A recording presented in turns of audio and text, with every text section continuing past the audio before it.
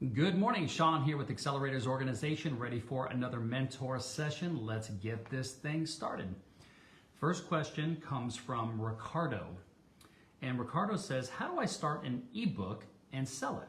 The background is I have a ton of great information about barbering that I feel should be out in the world.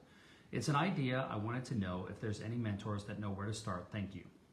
Okay, Ricardo, I've got 5 different people that are going to answer this question for you. I've written an ebook. I've got some experience with this. The way that I did it was I worked with a person who is called they're called a heavy editor, because I'm not really a book writer or an author. And there are people who are trained collegiately, experience-wise on knowing how to craft our stories in our voice. Sometimes you have a ghostwriter that actually writes the book without you, but then you can write the book and then have what's called a heavy editor or even a light editor edit the book for grammar, spelling, and then maybe just saying things in a better way for you. I then found a printing company in China that I worked with a graphic designer. We got the artwork done. We sent it over there. They filled it, and I ordered like 250 books. And I still have a few of them left. The number one thing I can say about writing a book is it's fun. And I think that if you want to do it, I say go for it. You can self-publish it on Amazon. And I think you can do the Kindle variety, or if you want to get some hard copy books, you can do some hard copy books. I would recommend working with an editor just because they know what they're doing and they can make the story sound a little bit better. I think after all was said and done, notwithstanding the actual printing of the books, I probably paid close to $5,000 to work with this heavy editor. It's a pretty time-consuming process. And there is an art to writing a good book that people really want to read. An alternative to writing an ebook might be to start a blog. And there's a great platform called Medium. And you can create an account on Medium and become a blogger, and then they put you in different categories, and then they share it out to their entire ecosphere. And that might be a great place to start if you've never been a classically trained or professional writer, if you will. Another thing you can do is do some case studies. You can contribute articles to some of your trade magazines. Reach out to some of your trade magazines and see if you can submit some of the articles to them. What I have found is, in order to, if you're looking to monetize and make money from this ebook, people are going to look to who the author is. And it either has to be someone who has a really, really compelling story of why somebody would want to listen to that person, or that person has really some amazing, amazing industry expertise, skill set where they are seen as an authority in this space, and they're writing a book to share all the things that they have a demonstrable track record of success. Knowing you and knowing that you do have some good things, my opinion and my advice, take it with a grain of salt, is to start off with a blog. Get your writing skills developed, start promoting it on social media, seeing if you can start building up a list. Some of the mentors that I'm going to have answer this question have actually gone through the whole publishing route and everything, and they've got a lot of experience with that. But that's what I would take a look at doing these days, because I know you're still in the process of growing your business and finding great success with your current business. I personally would like to see you start out writing a blog, and then maybe look, after you build up a strong enough following, maybe 10,000 people on an email list or something like that, or following your blog, then you'll know that people are very interested in what you have to teach. Another thing I would certainly look to do is do more social media, TikTok, YouTube channel, all those types of things. It takes a certain type of personality to appeal to people on social media, and it takes a little bit of time to get used to being in front of the camera like this. And the more you do it like you're experiencing with your Toastmasters, the more comfortable you'll get and the better you'll get, okay? All right, brother, hope that helps. And the next question comes from Ricardo. Oh wait, maybe not. Oh yeah, it does. Flip over. How do you hire a manager for your company or hire a lead? The background is I have a barber shop and I currently still work inside the business, although eventually I want to step outside the business.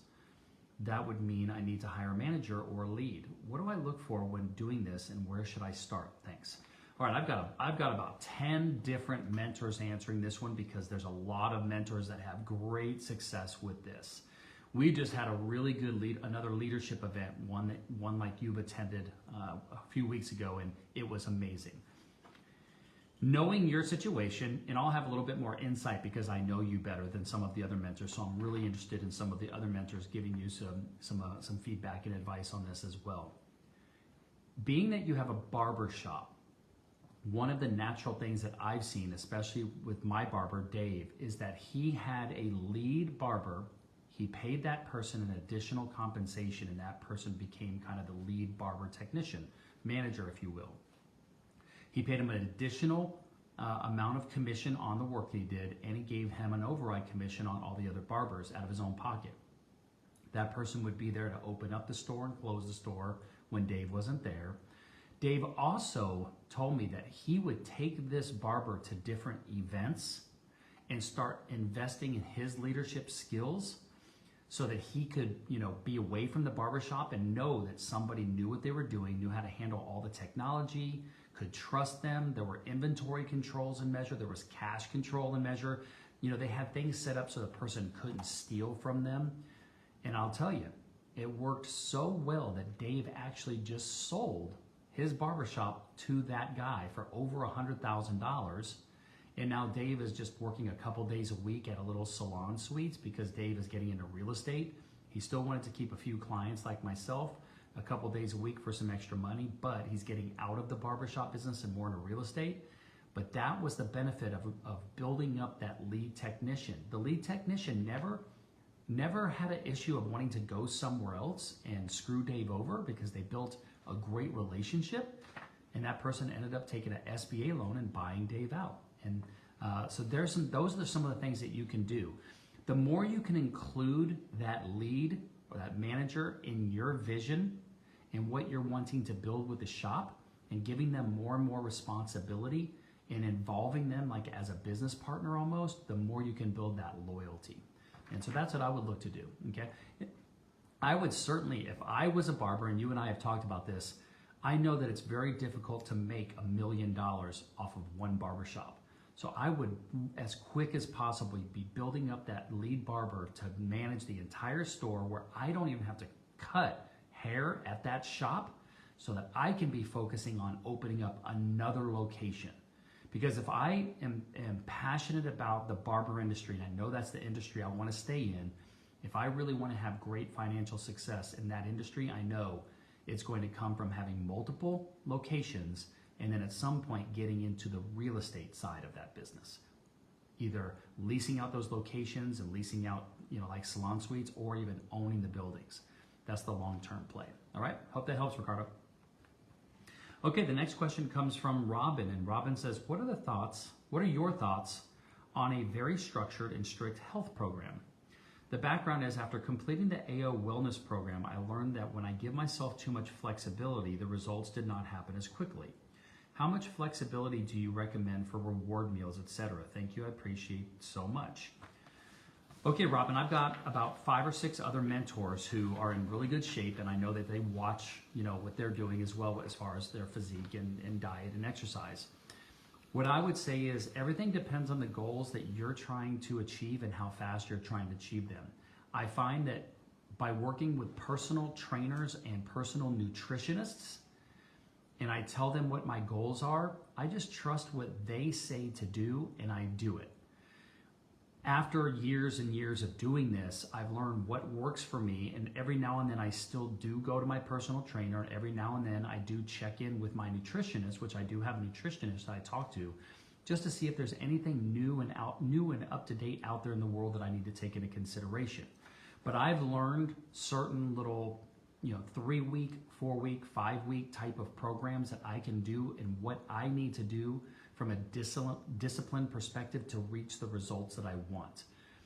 Personally, I give myself, when I'm on my 3 to 5 week health kick, I call it a health kick. I give myself one reward meal per week. Usually it's on a Friday night because I usually do my weigh-ins on Tuesday, and I know my body, it takes me 2 full days to recover and 1 full day to get all of the salt and water out so that when I weigh in on Tuesday, I'm reaching my weekly goal. And on Friday, sometimes I'll do Friday lunch reward and dinner. Sometimes it's just Friday reward dinner. And then the rest of the week, I am insane discipline. And I found out what works for me from an intermittent fasting perspective, water, calories, working out, everything. I really like to, just like relying on mentors, I like to rely on my coaches from a fitness perspective. So it's all about how fast I want to achieve goals. And what I found out is when I first started out, it was a lot harder. I thought initially when I was 238 pounds, I was thinking, gosh, if I just lost 15 pounds, I'd be happy, I'd feel good, I'd fit into the clothes. And I realized that I really needed to lose over 30 pounds. And I ended up losing 36 pounds. And then I fluctuate now, between 10 and 15 pounds above that. And I tell you, it's, as you know, it's a journey. And what I love about it is just like in business, it's not necessarily about reaching that end goal. It's about doing it in the process and enjoying it. I actually really enjoy the discipline and the passion and that I feel, and my energy levels going up, the way I look in the mirror. I really enjoy all of that. Yes, it's great to reach the destination, just like it's great to reach 7 figures in the business and what have you, but it's the part of doing it that I really, really enjoy. Okay, hope that helps. Okay, the next question comes from Melinda Clark, and Melinda says, I'm a nurse practitioner. Oh no, I'm sorry. Next question comes from Melinda, and Melinda says, should I rent a brick and mortar office space? The background is I'm a nurse practitioner with a health and wellness practice, small startup side gig, still not very established. I'm primarily offering concierge and home services right now. I keep tossing around the idea of having a brick and mortar location, thinking it might be somewhat easier to market. Of course, that comes with more overhead expenses. I definitely have some fear around this, biting off more than I can chew. To mitigate some of this, I'm also considering, if allowed in the lease, subletting part of the space to other professionals who offer the services that complement but don't compete with mine. I plan to reach out to the landlord of the space I'm interested in this Friday to get more information. Okay, I've got about 12 different mentors answering this for you because I love this idea.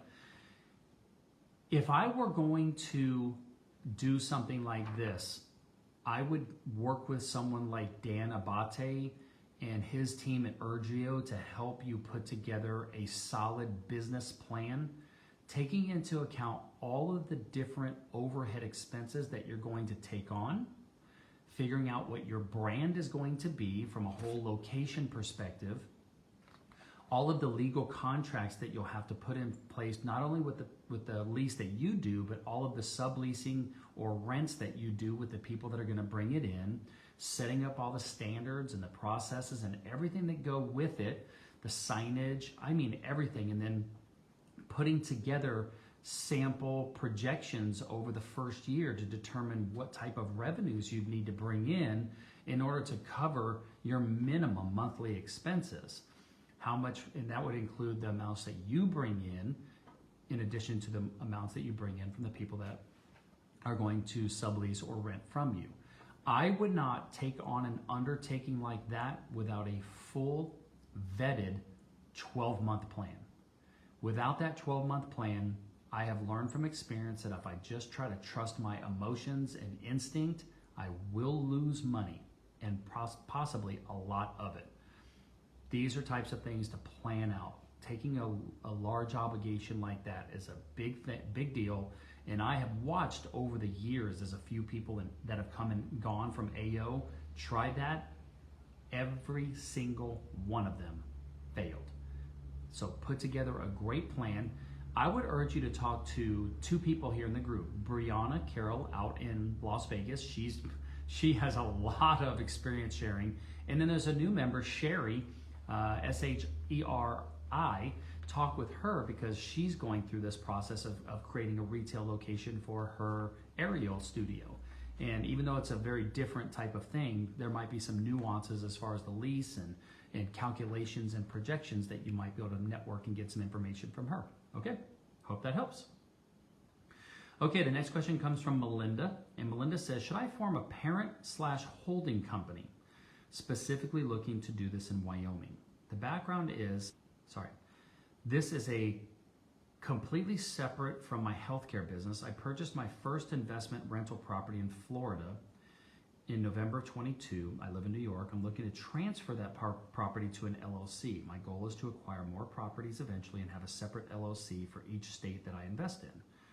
I recently consulted with an attorney in Wyoming after learning that LLCs formed there have more privacy. They do not publicly list personal information. I'm considering a Wyoming parent holding company and then opening those additional LLCs as subsidiaries for each state through that parent company. It's my understanding that this will offer more protection of my assets, and I plan to have a lot more assets down the road.